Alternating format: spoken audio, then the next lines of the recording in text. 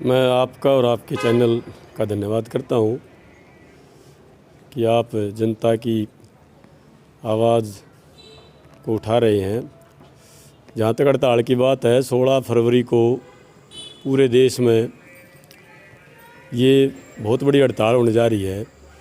और हड़ताल ही नहीं, भारत बंद और ग्रामीण बंद का आह्वान है।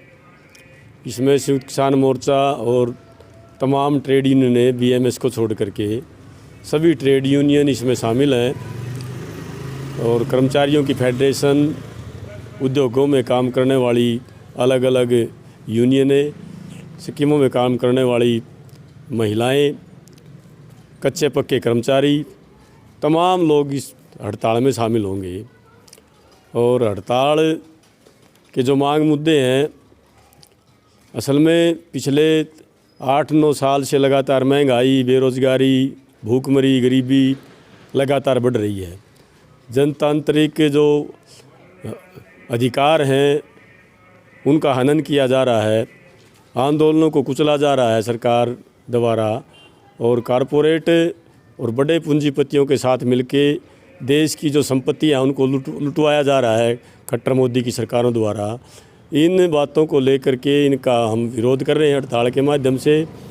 और मुख्य जो मांग है हड़ताल की, उसमें जितने भी कच्चे कर्मचारी हैं वो सारे के सारे पक्के होने चाहिए। न्यूनतम वेतन 26,000 रुपये लागू किया जाए। स्कीम वर्करों को भी कर्मचारी का दर्जा मिले, तब तक उनको न्यूनतम वेतन जो 26,000 रुपये तय है वो मिलना चाहिए। इसी तरह से अलग अलग जो कल्याणकारी योजनाएं हैं उनमें भारी भ्रष्टाचार का बोलबाला है। और विशेष करके मोदी की सरकार आने के बाद जो कल्याणकारी सुविधाएं लोगों को थोड़ी पहले आसानी से मिल जाती थी, अब वो बड़ी मुश्किल से मिल रही हैं। और उसमें भी व्यापक भ्रष्टाचार फैला हुआ है, चाहे वो लोगों को कन्यादान, चाहे वो छात्रवृत्ति, चाहे दूसरी सुविधाएं जो कल्याणकारी योजनाओं के तहत कुछ सुविधाएं मिलती थी, कुछ राहत मिलती थी, उनमें काफ़ी दिक्कतें लोगों को आ रही है।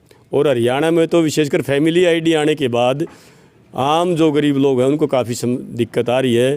फैमिली आईडी में दुनिया भर की गड़बड़ें हैं, नाम गलत है, आमदनी गलत दर्शाई गई है, जिस कारण बड़े हिस्से के तो उनको बीपीएल से ही बाहर कर दिया। और रोज़गार की जहाँ तक बात है, रोज़गार का भारी संकट है। नरेगा जैसा रोज़गार जहाँ पे न्यूनतम वेतन तक भी नहीं है, लोगों को नरेगा तक नहीं मिल रहा। नरेगा के बजट में लगातार कटौतियाँ की जा रही हैं।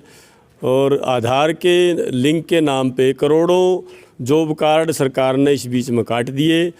लोग काम मांग रहे हैं, उनको काम नहीं मिल रहा, और पेमेंट लोगों की बकाया पड़ी है। इसी तरह से भवन निर्माण के मज़दूर हैं, भवन निर्माण के मज़दूरों के लिए देश में कल्याण कोष बना हुआ है। हरियाणा में भी सोशल वेलफेयर बोर्ड बना हुआ है, जहाँ पे निर्माण मज़दूरों का कुछ का पंजीकरण एक समय पे हुआ। और हालात ये है कि बड़े हिस्से का तो रजिस्ट्रेशन ही नहीं है। और अब रजिस्ट्रेशन के काम को सरकार ने एक तरह से बंद ही कर दिया है। और जो बचा है वो भी दर की ठोकरें खाने पे मजबूर हैं। आज निर्माण के मज़दूरों को कोई ये लिख के देने वाला नहीं है, उसकी वेरिफिकेशन करने वाला नहीं है कि ये काम जो करते हैं ये करता भी है कि नहीं करता है। पहले इन काम को यूनियनें करती थी, लेकिन सरकार ने यूनियनों को बाहर कर दिया। अब सरकार के जो प्रतिनिधि हैं या अफसर हैं वो लेबर डिपार्टमेंट के हैं, वो पंचायत विभाग के हैं या इरिगेशन के हैं, उनकी जिम्मेवारी लगाई हुई है, वो इस काम को कर नहीं रहे। असल में सरकार जानबूझ के ये जो पैसा कल्याण बोर्ड में जमा है इसको ढकाना चाहती है, अपने राजनीतिक लाभ के लिए इसको खर्च करना चाहती है। असल में लोगों को सुविधाएं देना नहीं चाहती।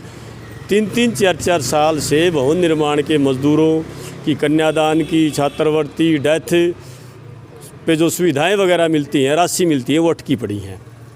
इस बात को लेके भारत की निर्माण मजदूर फेडरेशन ने भी इस हड़ताल में जाने का फैसला किया है। और बिल्कुल चक्का जाम होगा और तमाम लोग शामिल होंगे। जींद में हमने अलग अलग जगह पे ये इकट्ठा होने का 16 को हमने फैसला किया है।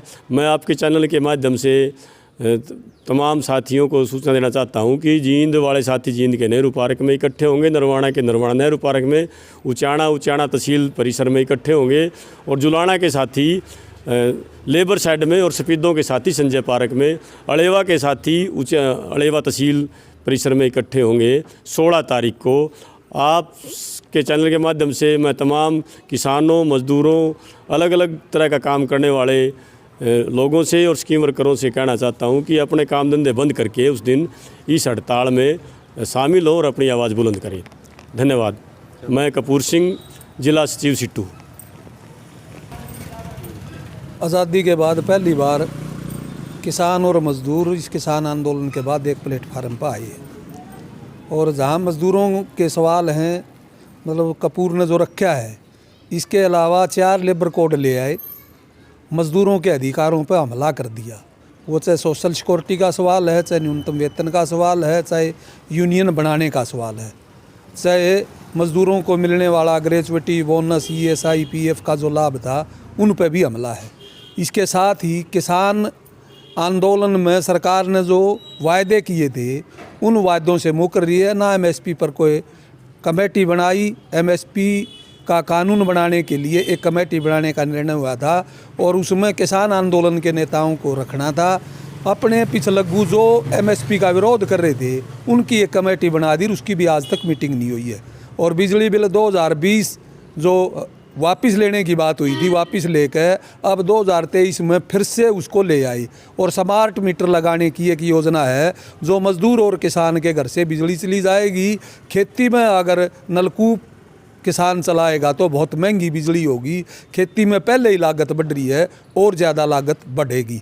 इसके अलावा ये सरकार लोगों के सवालों की अनदेखी तो कर ही रही है, दूसरी तरफ भावनात्मक सवालों को उठा के हिंदू मुसलमान का रोज़ झगड़ा करवाने की कोशिश है और राम मंदिर का पूरा जोर से प्रचार किया जा रहा है।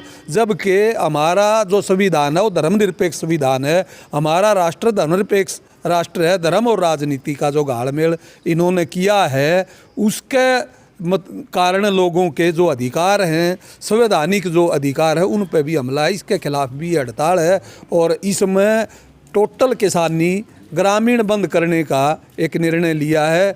और या तो नीतियां बदलें, नहीं तो लोग इस सरकार को बदलेंगे।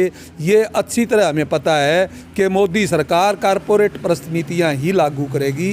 नीतियां बदलने का इनका कोई दिख नहीं रहा रुख, इसलिए लोगों ने मन बना लिया इस सरकार को ही बदलेंगे। और बड़ी संख्या में किसान भी 16 तारीख को इस हड़ताल में हिस्सेदारी करेंगे। मैं कामरेड रमेश चंदर, सह सचिव किसान सभा, जिला कमेटी चीन।